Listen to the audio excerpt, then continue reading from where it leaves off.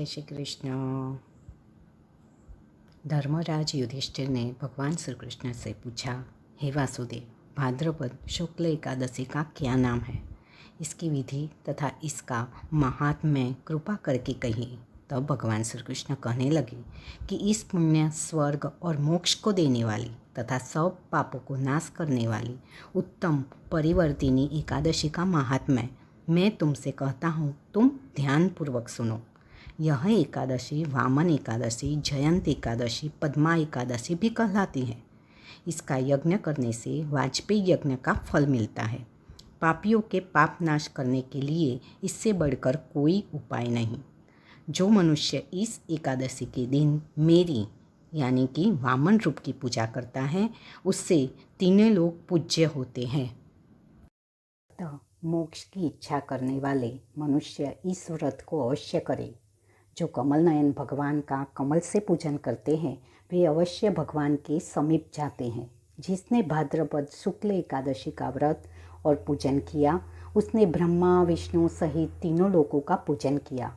अतः हरिवासर अर्थात एकादशी का व्रत अवश्य करना चाहिए। इस दिन भगवान करवट लेते हैं, इसीलिए इसको परिवर्तिनी एकादशी भी कहते हैं।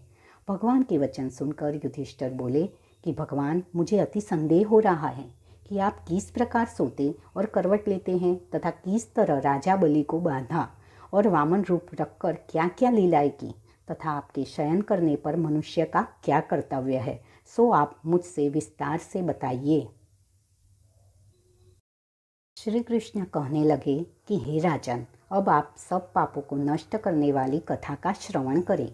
त्रेता युग में बलि नामक एक दैत्य था। वह मेरा परम भक्त था। विविध प्रकार के वेद सूक्तों से मेरा पूजन किया करता था और नित्य ही ब्राह्मणों का पूजन तथा यज्ञ के आयोजन करता था।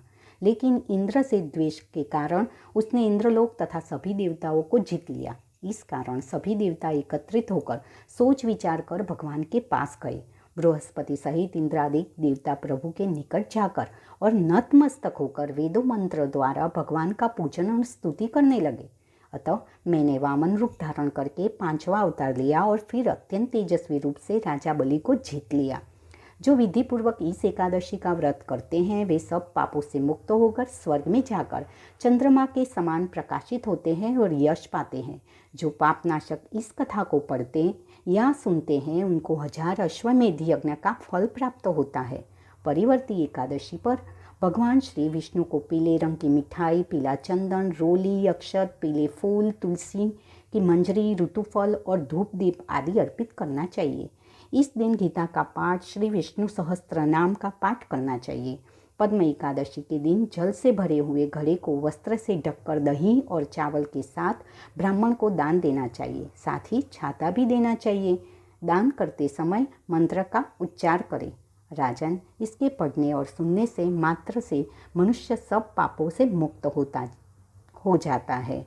ओम नमो भगवते वासुदेवाय।